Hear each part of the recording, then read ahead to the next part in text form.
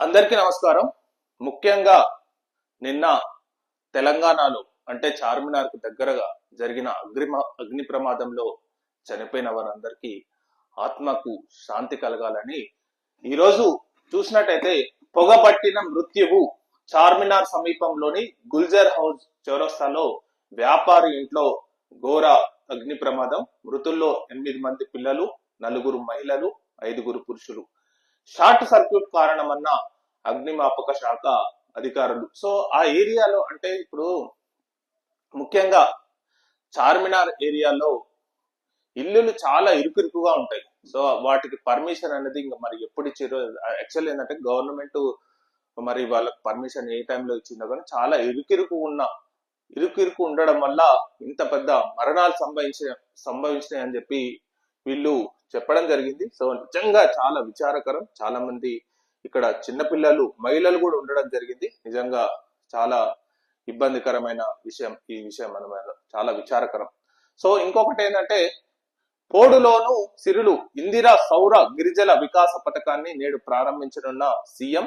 6 లక్షల ఎకరాలకు సాగునీటి కల్పనే లక్ష్యం అని చెప్పి ఈ రోజు ముఖ్యంగా ఇందిరా సౌర గిరిజల వికాసమైన పథకం వేదిక మాచారం అమరాబాద్ నాగర్ కర్నూల్లో ముఖ్యమంత్రి రేవంత్ రెడ్డి ప్రారంభించబోతున్నారు. సో ఈ ముఖ్యంగా పోడు భూముల్లో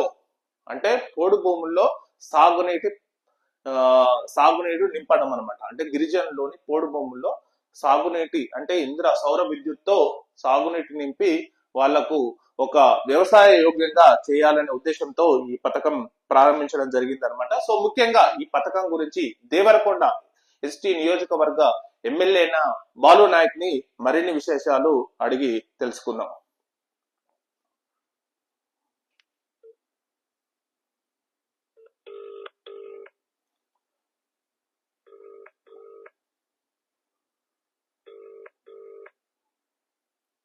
hello sir, good morning sir.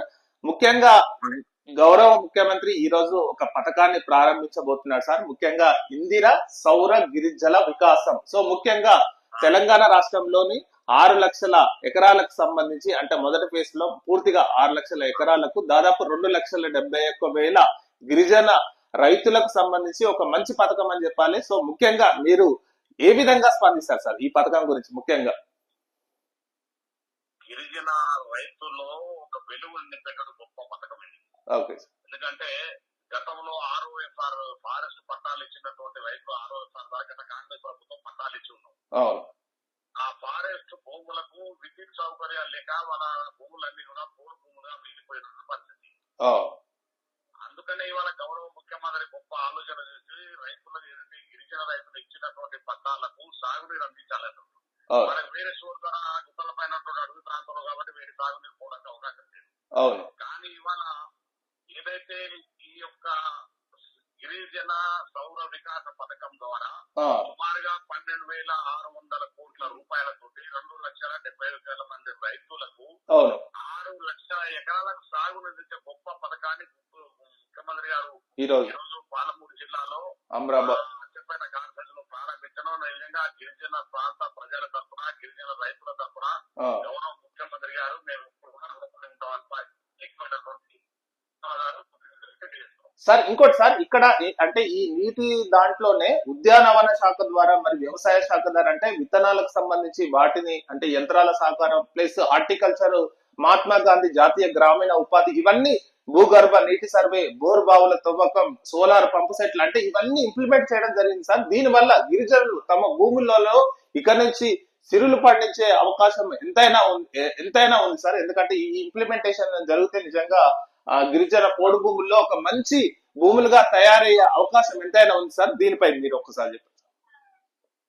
ఇప్పుడు ఈ యొక్క మహాత్మా గాంధీ గ్రామీణ ఉపాధి హామీ పథకం ద్వారా కావచ్చు, రాష్ట్ర ప్రభుత్వం చేసినటువంటి గొప్ప ఆలోచన గౌరవ ముఖ్యమంత్రి గారు ఇంకా పోడు భూమిలో ఉన్నటువంటి సాగునీరు అందించడం ద్వారా ఆ ప్రాంతాల్లో రైతులు అనేక సంవత్సరాలుగా కనీసం వ్యవసాయం చేసుకోవడానికి రానటువంటి పరిస్థితిలో ఇవాళ ఇంత గొప్ప ఆలోచన చేసి ఈ యొక్క గిరిజన రైతుల జీవితాల్లో వెలుగు నింపడానికి తీసుకొచ్చిన గొప్ప పథకమే ఈ రోజు గిరిజన సౌర వికాస పథకం. ఎందుకంటే దీనికి సోలార్ పంపు ద్వారా మనం పవర్ ఇస్తున్నాం. అక్కడ కరెంట్ పోవడానికి వీలు లేదు. ఫారెస్ట్ విద్యుత్ సౌకర్యం కల్పించడానికి అవకాశం లేకుండా పోయింది. అవునవును అవును.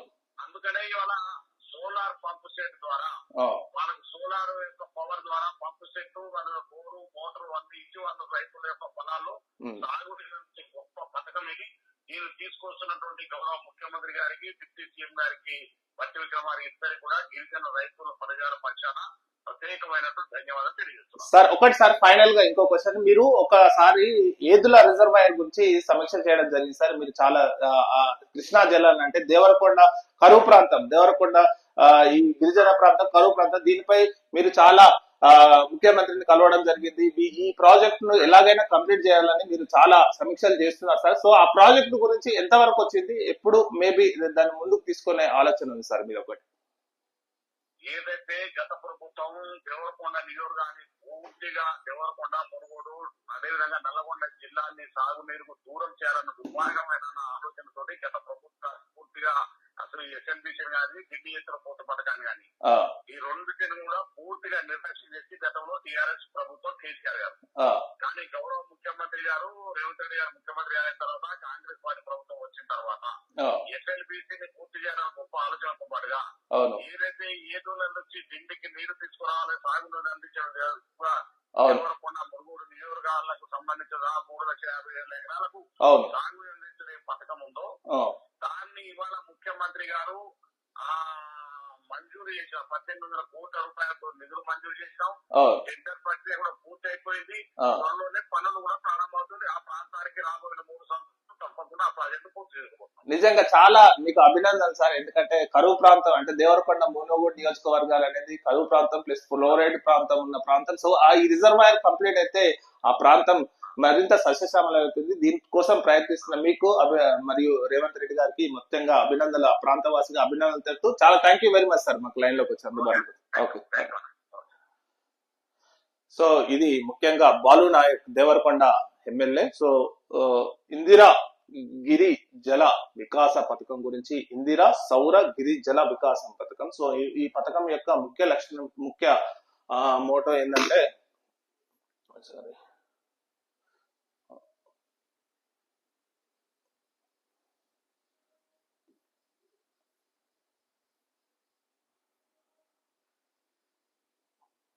ఈ పథకం యొక్క ముఖ్య అంటే దాదాపు 6,56,000 ఎకరాలకు దాదాపు 2,70,000 రైతులకు ఇది ప్రయోజనం కలిగించే పథకం. సో ఈ పథకం కింద ఆ పోడు భూములలో సౌర విద్యుత్తును, అంటే ఎందుకంటే ఆ పోడు భూములలో వ్యవసాయానికి ఆ తేవడం అనేది చాలా ఇబ్బంది. సో దానివల్ల ఇబ్బంది కలగకుండా సౌర విద్యుత్ ప్లాంట్ అమర్చి అక్కడ వాళ్లకు కరెంట్ ఇవ్వడం ద్వారా దాని ద్వారా ఉద్యానవన పంటలు కానీ ప్లస్ ఇంకా వేరే వేరే పంటలు వేసుకోవడానికి అవకాశం ఉంటుంది. ప్లస్ మహాత్మా గాంధీ ఉపాధి పథకం కూడా ఇందులో ఇంప్లిమెంట్ చేయడం అనేది నిజంగా వాళ్ళకు చాలా ఉపయోగపడుతుంది అనడానికి ఎలాంటి సందేహం లేదు. సో ఇది ముఖ్యంగా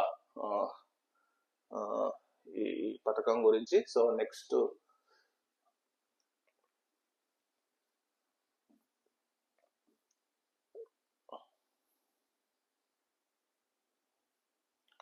అగ్ని ప్రమాదంపై దుర్ఘటనపై సమగ్ర విచారణ. అగ్ని ప్రమాదంపై సీఎం రేవంత్ రెడ్డి ఆదేశాలు. మంత్రి పొన్నంతో మాట్లాడి ఎప్పటికప్పుడు వివరాలపై ఆరా.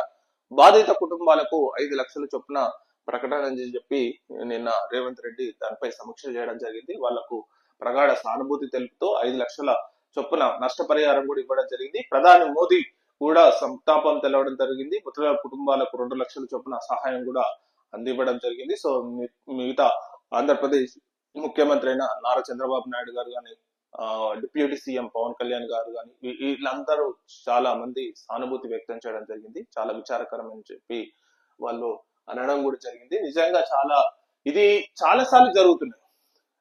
ఇది గవర్నమెంట్లతో, అంటే ఏ గవర్నమెంట్ అంటే బీఆర్ఎస్ గవర్నమెంట్ ఉన్నా, కాంగ్రెస్ గవర్నమెంట్ ఉన్నా, ఇంకా ఎక్స్ గవర్నమెంట్ ఉన్నా, ఇది పూర్తిగా మానవ తప్పిదం వల్ల. ఎందుకంటే అక్కడ ఉన్న ఇరుకిరుకు రూములు, ఇరుకిరుకు ప్లేస్లలో ఇట్లా ఉండడం వల్ల ఇదివరకు కూడా ఒకసారి ఆ కింద కిరాణాలు ఉండి పైన వీళ్ళు ఉంటారు, అంటే కింద వ్యాపారం ఉంటది, పైన వీళ్ళు ఉంటారు అన్నమాట. అసలు మెసలడానికి ఎలాంటి ప్లేస్ లేకున్నా అట్లాంటి ఆ ఇళ్లలో ఉండడం అనేది చాలా ఇబ్బందికరం, చాలా అసౌకర్యంగా ఉంటుంది. సో అయినా ఆ ఏరియాలో మాత్రం ప్రెసెంట్ గా ఇలానే ఉంటుంది. ఒకవేళ దాన్ని పెద్దగా చేసి మంచిగా చేద్దామంటే గవర్నమెంట్ కు వ్యతిరేకంగానే ఉంటది. సో దానికి ఏమనలేము ఇంకా. అది మనం మనం కొంచెం జర జాగ్రత్తగా ఉండాల్సిన అవసరం ఎంతైనా ఉంది. సో దీనిపై సో ఇది మేజర్ గా ఈరోజు news analysis. Thank you very much.